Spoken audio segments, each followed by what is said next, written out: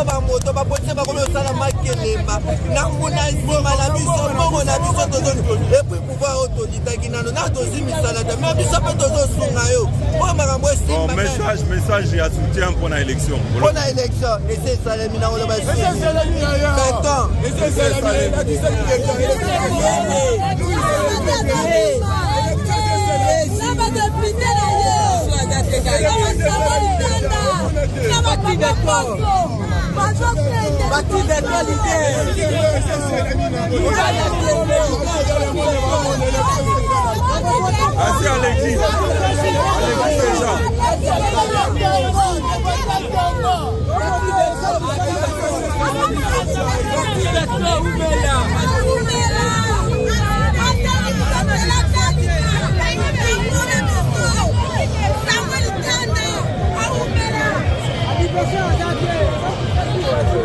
adversaire.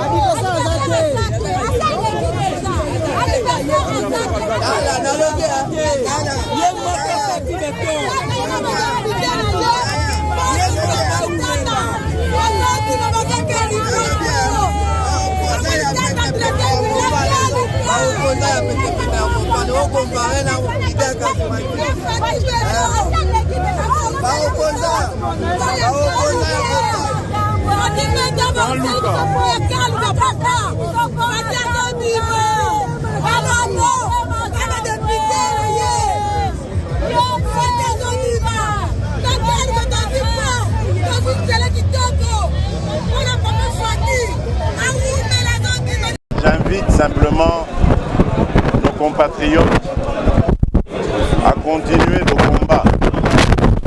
Rappelez-vous, en 2018, au soir de notre victoire, j'avais dit que le combat continue, mais il a changé de forme. Et le combat aujourd'hui, il continue. J'invite la population à m'accompagner à le mener. Ce combat, c'est notre indépendance économique. Et je peux dire aujourd'hui que nous sommes sur la bonne voie. Nous devons continuer. Cette indépendance économique, je la décline en 3 lettres. RDC, République démocratique du Congo, mais également Renaissance. Pourquoi Renaissance? Parce qu'aujourd'hui, je reviens du Katanga, du Haut-Katanga et du Lualaba. Je peux vous dire que je suis fier de ce que nous y avions réalisé. Je vais vous donner quelques exemples. La société STL, la société de traitement du terril de Lubumbashi, qui est un actif de la République. Aujourd'hui, cette société a développé toute la chaîne de valeur pour la production du germanium. Et donc, on peut dire avec fierté que les lendemains sont meilleurs, car nous avons des partenaires aujourd'hui très sérieux, américains et japonais, qui vont même nous transférer de la technologie et qui vont permettre justement à ce que le germanium soit produit au Congo et peut-être même transformé jusqu'au produit fini. La société SNCC, qui était jadis le fleuron, un des fleurons de notre économie, et qui avait été mise par terre. Cette société est aujourd'hui ressuscitée grâce à la bravoure, au brio d'un de nos fils de l'UDPS, Fabien Moutombe, son directeur général, qui a remis sur les rails plusieurs voitures. Aujourd'hui, les Congolaises et les Congolais peuvent voyager sur les lignes SNCC comme les voyageurs qui font les mêmes déplacements en Europe. J'ai vu ces trains, ils sont formidables. Alors qu'il y a des gens qui veulent postuler comme président de la République, qui ont dirigé cette province et qui n'ont pas été capables de faire reluire cette SNCC. Au contraire, qui l'ont même tué, rappelez-vous. Ils ont créé des sociétés de transport par route, ce qui a complètement tué la SNCC Et aujourd'hui, ils se positionnent comme étant les sauveurs de la République. J'y reviendrai. Il y a ce que nous avons fait, que nous avons inauguré grâce à la coopération avec le partenaire chinois à Sakania. Il y a eu un poste frontière qui a été mis sur pied avec un très très grand parking et un port sec. À Kasumbalesa, nous avons démontré le bien fondé du partenariat public-privé avec la société Trafigo, qui nous a aidé aussi à faire un port sec là-bas, grâce à ce partenariat avec eux. Dans le Lualaba, ça c'était encore magnifique. Les enfants du Congo sont en train de travailler et de reconstruire leur pays. Avec, je voudrais ici illustrer cela par l'exemple avec la société Kamoa, avec qui l'État a une joint venture. Et bien cette société, grâce à ma demande, a aujourd'hui construit une école d'excellence. Et elle est en train de former 39 Congolais qui ont été sélectionnés sur des critères, mais vraiment rigoureux. Et ces jeunes gens, dans quelques années, vont être le fleuron de notre industrie minière. Ce seront des capitaines d'industrie congolais qui vont pouvoir faire des meilleurs et des prodiges dans le domaine des mines. Donc c'est pour vous dire que le Congo est en marche. Le Congo va renaître. C'est pour ça le R de la République, ça signifie la renaissance.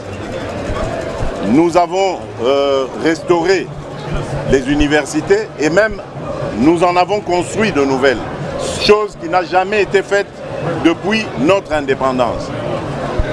Nous avons, rappelez-vous ce merveilleux souvenir, celui des Jeux de la francophonie. Nous avons organisé les Jeux de la francophonie. Aujourd'hui, nous avons des infrastructures sportives de haute facture pour la jeunesse. Et donc, nous mettons un accent particulier sur la renaissance de notre pays. Certains diront même la remontada. Nous étions descendus très bas et aujourd'hui nous redonnons de la fierté aux Congolais. Le D de démocratique, mais pour moi je le mettrais de développement. Développement parce que notre pays est classé comme un pays sous-développé, un peu paradoxalement parce que nous avons des atouts pour avoir un des pays les plus développés, si pas les plus puissants du monde. Mais, comme vous le savez, le développement passe par une condition sine qua non, c'est la paix. Et pour avoir la paix, il faut s'en donner les moyens. Surtout pour un pays comme le nôtre, riche en potentialités diverses, qu'elles soient minières, qu'elles soient agricoles ou autres, même humaines. Donc nous avons beaucoup d'envieux. Et pour nous protéger contre ces envieux, il fallait monter en puissance nos forces de défense et de sécurité.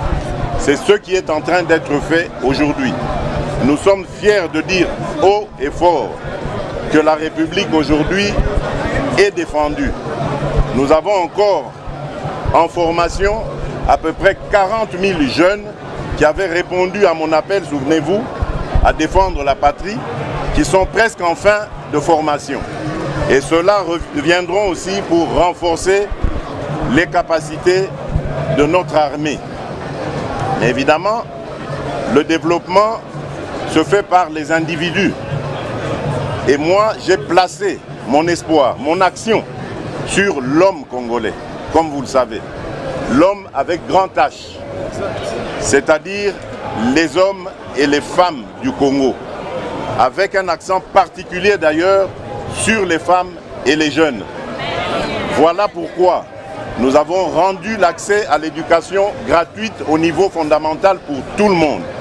Si les Congolais me renouvellent leur confiance, nous monterons au niveau secondaire. Parce que nous voulons d'une jeunesse qui est préparée aux enjeux de demain. les enjeux auxquels devra faire face notre pays. Nous avons promu les droits de la femme. Nous l'accompagnons dans tous les combats, au point où mes pairs africains ont fini par me donner ce titre symbolique de champion de la masculinité positive. Le développement, c'est aussi la santé. Et là aussi, nous avons une politique de couverture santé universelle qui consiste à faire à ce que tous les Congolais, de quelque condition sociale qu'ils soient, aient accès aux soins de santé et les meilleurs qu'il puisse y avoir dans notre pays. Et aujourd'hui, nous avons commencé par la catégorie la plus vulnérable, c'est la catégorie mère-enfant, en rendant les accouchements gratuits. Mais pas seulement les accouchements, même les consultations prénatales et postnatales. Parce qu'au cours de ces consultations, on fait aussi du planning familial pour doser les naissances et accompagner les mères. C'est donc devenu une réalité qui va s'étendre à tous les autres secteurs de la médecine.